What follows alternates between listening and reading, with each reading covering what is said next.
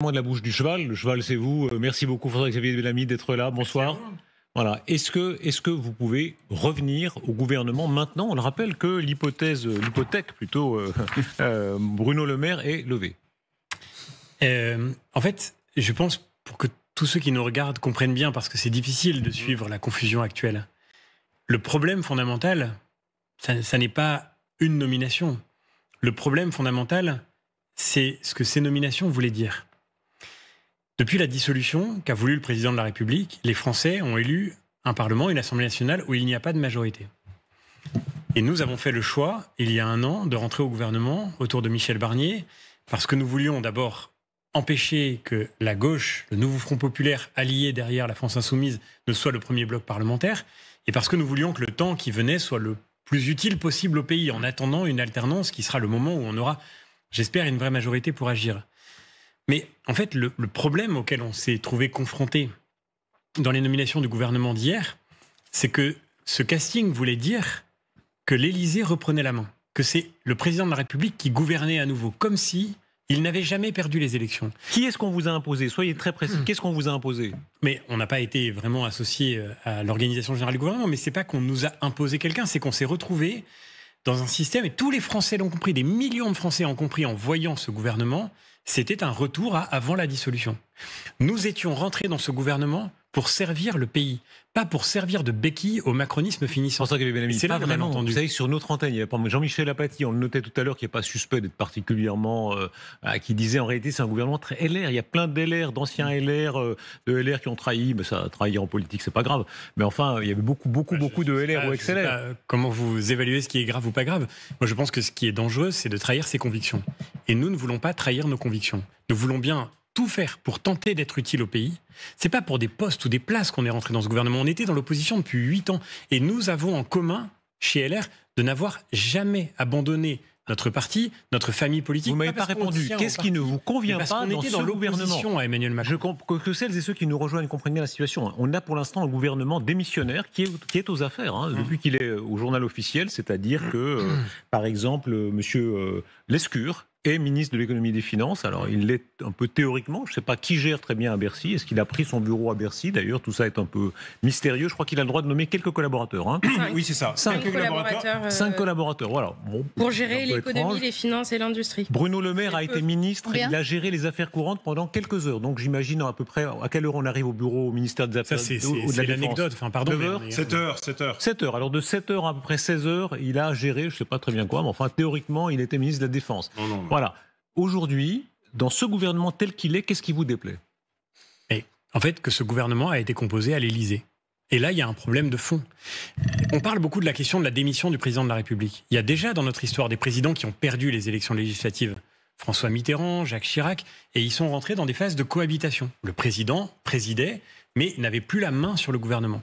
Et tout le monde voit, et tout le monde sait que ce gouvernement a été composé par Emmanuel Macron, alors qu'il a perdu les élections législatives. Et donc, il faut qu'on en vienne à une pratique de nos institutions qui ressemble à une cohabitation. Je ne dis pas que nous, bien, qui, avec le parti le plus important représenté à l'Assemblée nationale?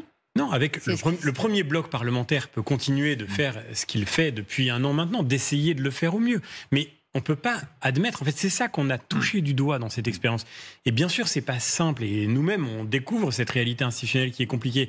Et on admet qu'on tâtonne, mais on a découvert en fait que si le Premier ministre est macroniste, c'est le président qui reprend la main. Et c'est pas normal en fait, et les Français le comprennent bien. Précisez, monsieur, un malaise démocratique. Monsieur Bellamy, précisez, parce que là, ce que vous venez de dire, ça veut dire que le fait que Monsieur Lecornu, dont les éminentes qualités ont été rappelées, c'est pas une critique, mais enfin, qu'il soit très proche d'Emmanuel Macron est un problème pour vous? Le sujet n'est pas la personne de Sébastien Lecornu ou même la personne de Bruno Le Maire, mais le problème, c'est le message qui est envoyé dans ce... Pardon, vous comprenez que on a du mal à voir pourquoi est-ce que on a changé de monde entre hier matin et hier soir. Parce que Sébastien Lecornu est Premier ministre. il est proche d'Emmanuel Macron. Mais François Bayrou aussi était proche d'Emmanuel Macron. C'est lui qui lui a permis de gagner largement en 2017.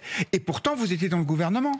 Vous dites, le ministre de la Défense, et avec Bruno Le Maire, était l'homme du président. Mais c'était déjà le cas avec Sébastien Lecornu, c'était l'un de ses plus proches. Donc, je vois pas pourquoi ce qui était acceptable jusque-là ne l'est plus aujourd'hui. On a espéré travailler de bonne foi. Mais ce qu'on constate, encore une fois, c'est que ce gouvernement, et c'est pas... Vous avez parlé de ces mots très forts, mais oui, parce que la réalité, elle est très grave. C'est parce que ce qu'on a découvert avec la nomination de ce gouvernement, c'est que le véritable partenaire du Premier ministre n'était pas les groupes qui constituaient sa majorité à l'Assemblée nationale, n'étaient pas les forces politiques qui pouvaient venir renforcer ce gouvernement, ça n'était pas notre famille politique, c'était le président de la République. C'est lui qui a pris ces décisions. Vous n'aviez pas moins de ministres après qu'avant. Je me permets de vous rappeler que quand on a fait le choix difficile pour nous, coûteux politiquement, parce que, encore une fois, je le répète, nous avons tous été dans l'opposition à Emmanuel Macron pendant des années. Quand on a fait le choix de rentrer dans cette logique difficile d'une coalition gouvernementale après la dissolution, c'était au tour de Michel Barnier. Parce qu'au lendemain des élections législatives, le président de la République avait compris que le résultat des urnes lui interdisait de nommer un Premier ministre issu de son camp. Mais après, il y avait François Bayrou, pilier de sa majorité. Mais François Bayrou, tout le monde reconnaît aussi qu'il s'était imposé au président de la République plus qu'autre chose. Et donc, il y avait déjà plus d'indépendance. François-Xavier Bellamy, vous faites réagir Sibeth Ndiaye. Oui, pardon, là, on rappelle Michel Barnier. Mais pardon, Michel Barnier, aujourd'hui, il est député Les Républicains. Il a tenu 3 mois. Donc, en fait, ça n'a absolument rien changé, que ce soit un proche, plus ou moins proche du président de la République, ou que ce soit quelqu'un des Républicains. Donc en fait, le sujet, il n'est pas là. Moi, je suis interpellée quand vous dites « on ne peut pas trahir nos convictions ». Parce que la phrase d'après, c'est donc « on a systématiquement des lignes rouges ». Et la phrase d'après, c'est donc « il n'y a pas de gouvernement possible » et il n'y a pas de coalition gouvernement possible. Ça fait 1 an qu'on essaye de construire une architecture gouvernementale et qu'on essaye de faire des choses utiles, que Bruno Retailleau est au ministère de l'Intérieur et qu'il fait tout ce qu'il peut pour la sécurité des Français, qu'Annie Genevard est au ministère de l'Agriculture, qu'on a des ministres qui sont... Donc le fait de faire des compromis, on a montré comment on était capable. La difficulté, c'est que, je le redis, nous étions là pour tenter de servir la France et les Français dans ce moment si difficile que notre pays connaît aujourd'hui. Cette difficulté, elle ne disparaîtra pas, quel que soit le Premier ministre. Michel Barnier s'y est confronté, François Bayrou aussi. Mais ce que nous disons, c'est que nous ne pouvons pas retrouver aujourd'hui, nous retrouver dans une situation où nous servirions simplement à offrir un dernier tour de piste au macronisme finissant. Et ça, pardon, mais c'est pas possible pour Renaud Pilat. D'un mot, François-Xavier Bellamy, c'est très précieux de vous avoir en plateau parce que vous êtes député européen. Et justement, au Parlement européen, c'est le summum du régime parlementaire. C'est-à-dire que vous êtes habitués les uns et les autres à des compromis. On sait que les socialistes et la droite au Parlement européen travaillent ensemble. Vous travaillez ensemble. Pourquoi ? Et je termine là-dessus, ma question, est-ce que vous ne considérez pas que dans un régime parlementaire, à 13h, votre président Bruno Retailleau dit « on n'a plus confiance en Sébastien Lecornu ». Franchement, une fois qu'on dit ça, quand on n'a plus confiance en quelqu'un, on ne peut plus discuter. Est-ce que vous souhaitez ce soir, et c'est très important comme information, est-ce que vous souhaitez ce soir que demain se réunissent le Parti Socialiste, le Parti Renaissance, le Parti Les Républicains et le Parti écologiste, puisque les 3 derniers ont commencé à discuter ensemble, pour essayer de trouver un nom de Premier ministre que vous proposez à Emmanuel Macron, ça passerait une cohabitation, avec un gouvernement minoritaire qui donne un budget à la France. Est-ce que oui ou non, vous souhaitez cette rencontre demain ? Non. Ah, ça démarre mal. Et pour une raison très simple, c'est qu'en fait, on ne peut pas... Enfin, quand j'entends ce que dit la gauche depuis 3 semaines, la passion de la gauche, sa priorité, sa ligne rouge absolue, c'était de créer des impôts supplémentaires dans le pays le plus fiscalisé d'Europe. Moi, je rêve de voir une gauche se reconstruire qui soit plus pragmatique, qui ait le sens du réel, qui ait le sens des priorités des Français, des travailleurs français. Je rêve de ça parce qu'on a besoin d'un débat qui soit un peu plus... À organiser autour des réalités que ce pays traverse. Alors, pardon, monsieur, qu'est-ce que vous voulez exactement ? Je réponds juste à ce que vous disiez sur le Parlement européen. Oui, au Parlement européen, effectivement, il n'y a pas un groupe qui a la majorité tout seul. Ça ne veut pas dire pour autant qu'il y ait d'abord ni une coalition, ni non plus qu'on soit contraint de renoncer à ce qu'on défend. Et avec les socialistes au Parlement européen, on a des divergences tous les jours. Alors, François-Xavier Bellamy, je me suis opposé aux 100% véhicules électriques. Monsieur Bellamy, laissons le côté... qu'est-ce que vous voulez exactement ? Vous dites on veut une cohabitation, c'est ce que j'ai compris. Vous voulez que Emmanuel Macron préside, mais qu'il ne dirige plus l'exécutif en général. On comprend que c'est... Voilà.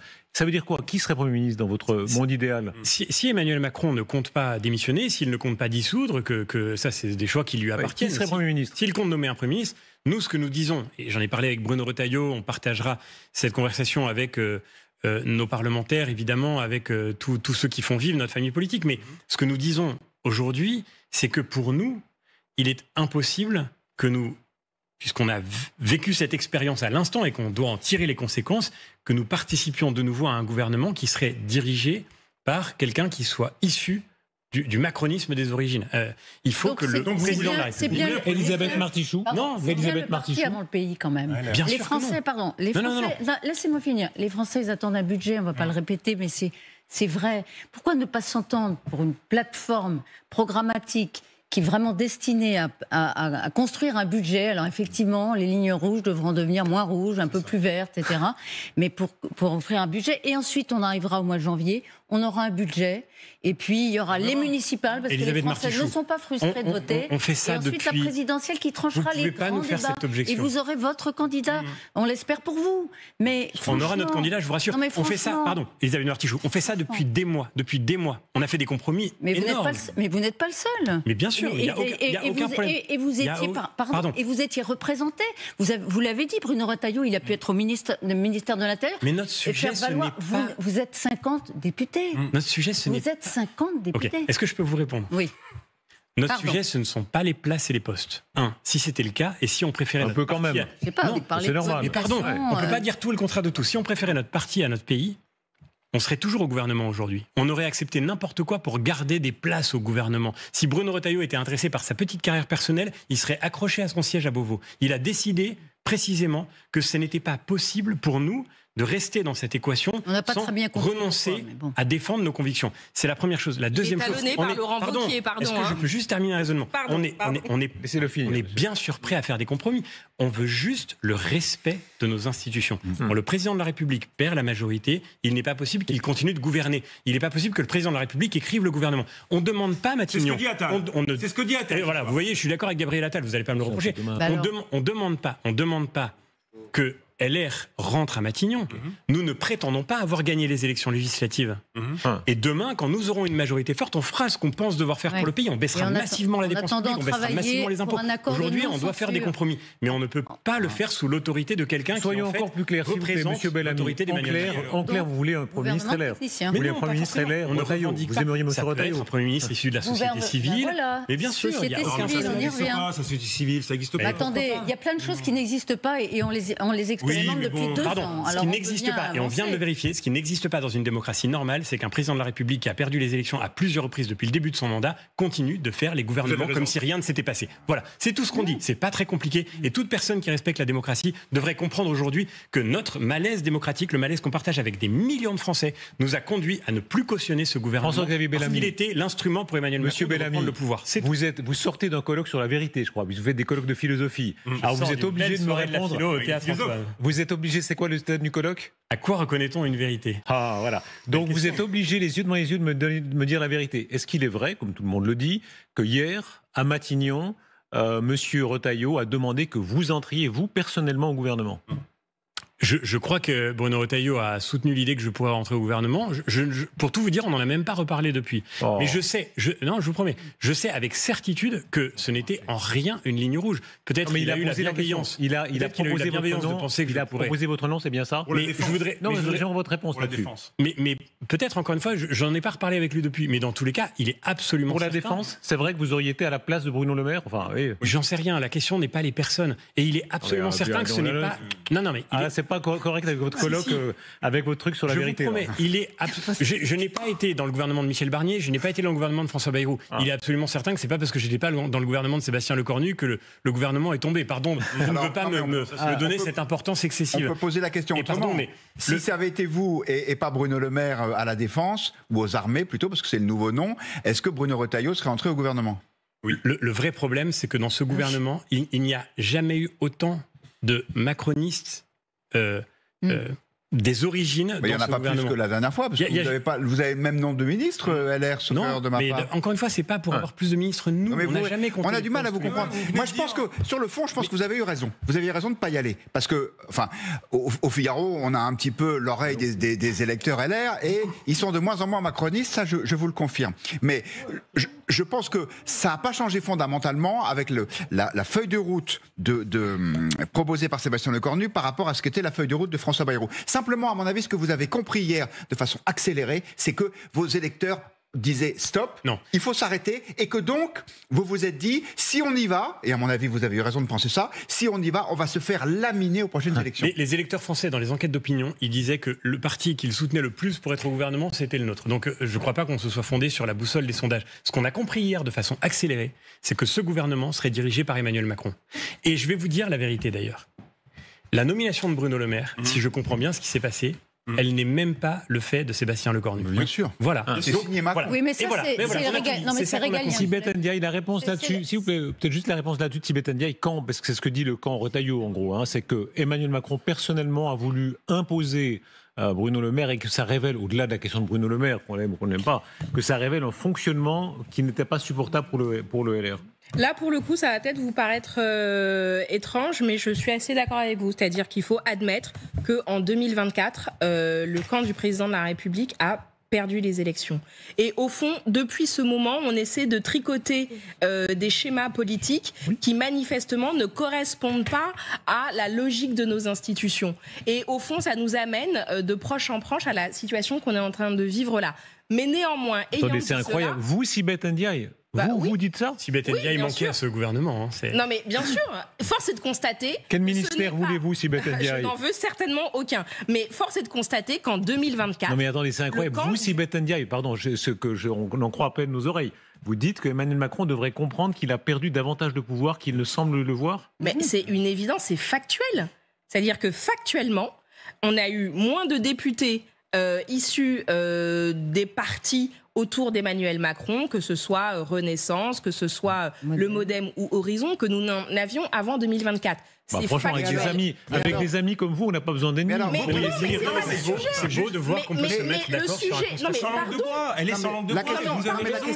La question passionnante, c'est pourquoi, vous qui connaissez si bien Emmanuel Macron, comment expliquez-vous qu'il soit à ce point dans le déni? Comment expliquez-vous qu'il continue de croire que c'est lui le patron et qu'il peut imposer Bruno Le Maire à la Défense? Moi, je ne crois pas que le président soit dans le déni. Au contraire, j'ai le sentiment qu'il essaye de construire des schémas politiques qui permettent de faire fonctionner le pays. Ce qu'on a constaté en 2024, c'est qu'au fond, les Français, en choisissant leurs préférences ou en rejetant les partis qu'ils ne souhaitaient pas voir accéder au pouvoir, ont acté une tripartition.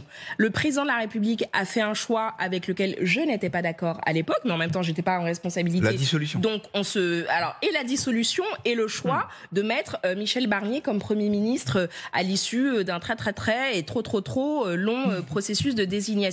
Ce qu'on constate aujourd'hui, et c'est factuel, c'est que personne n'est majoritaire. Donc, à un moment donné, il faut faire face à cette réalité et bâtir des compromis. Mais ce que j'entends à ma droite aujourd'hui, c'est qu'en fait, personne n'a envie de compromis. Et je termine d'un mot. Chacun veut gouverner en étant minoritaire comme s'il était majoritaire. Question à François-Xavier Bellamy. S'il vous plaît, monsieur Bellamy, est-ce que vous avez cherché des prétextes? Je lis, j'ai pas le droit de citer son nom, mais un téléspectateur informé, disons, qui m'écrit à l'instant. Je ne comprends pas une chose. Il cite LCI. Ma maman savait à 19h10 hier en regardant LCI. Bruno Le Maire allait être ministre des Armées. Mais le premier flic de France, en l'occurrence M. Retailleau, prétend qu'il a eu besoin d'entendre Emmanuel Moulin à son pupitre à 19h45. Est-ce que l'argument tient par la presse en même temps que la maman de votre interlocuteur. Est-ce que c'est un prétexte? En réalité, est-ce que vous cherchiez le prétexte pour claquer la porte? Écoutez, pour sortir. Non mais Darius Rochebin, je peux vous raconter une chose très simple. On a passé l'après-midi de cette journée à faire une visioconférence avec tous les parlementaires LR. 2h30 de réunion dans laquelle tout le monde s'est exprimé de manière extrêmement paisible et constructive pour poser la question, est-ce qu'on continue de participer ou pas? Hier après-midi. Pour nos téléspectateurs, hier après-midi. Au bout de ces 2h30 de réunion, on en est arrivé à la conclusion qu'on devait continuer de participer, même si c'était pas simple, même si c'était compliqué, mais que pour la France, parce que c'est la seule chose qui nous conduit, on devait continuer de participer. Sauf Laurent Wauquiez, très important, Laurent Wauquiez, pour expliquer vraiment les coulisses, sans langue de bois, ce qui se passe ce soir dans chaque parti, Hier, et vous pouvez me le confirmer, parce que vous êtes sans langue de bois, François-Xavier Bellamy, et on l'apprécie beaucoup, Laurent Wauquiez était sur une autre ligne, et il était parmi les participants, celui qui disait non, on se retire, et d'ailleurs, je l'avais dit, il ne faut pas qu'on participe au gouvernement. En tout cas, non, c'est vrai, il y avait un vrai débat, il y a des lignes différentes qui se sont exprimées, tout avec beaucoup de simplicité et de respect, parce qu'on a tous conscience de la complexité du moment, mais la conséquence, c'est qu'il y avait une écrasante majorité des parlementaires qui se sont exprimés pour dire on doit continuer de participer. Je pensais cela. Même si je ne prétendais pas rentrer au gouvernement, François-Xavier Bellamy, ça tangue sacrément. Vous allez pouvoir réagir encore à ça. Si on avait cherché un prétexte, pour sortir, on aurait dit une heure plus tôt qu'on allait sortir. C'est quand on a été mis au pied du mur devant ce gouvernement, encore une fois, je le redis, on a touché du doigt le fait qu'il y a une pratique des institutions qui est précisément d'ailleurs ce que les Français ne veulent plus voir, et que si on en était la caution... François-Xavier Bellamy, écoutez, parce que ça tangue au sein de la majorité. Les propos de Gabriel Attal ce soir, qui alors... Vous, un peu critique sur votre propre président, alors Gabriel Attal, par rapport, c'est beaucoup plus salé. Hein. Là, c'est vraiment le bazooka, ça s'appelle c'est Brutus. Hein. Là, c'est Brutus, c'est Shakespeare, je ne sais plus quel acte. Écoutez-le. Philly.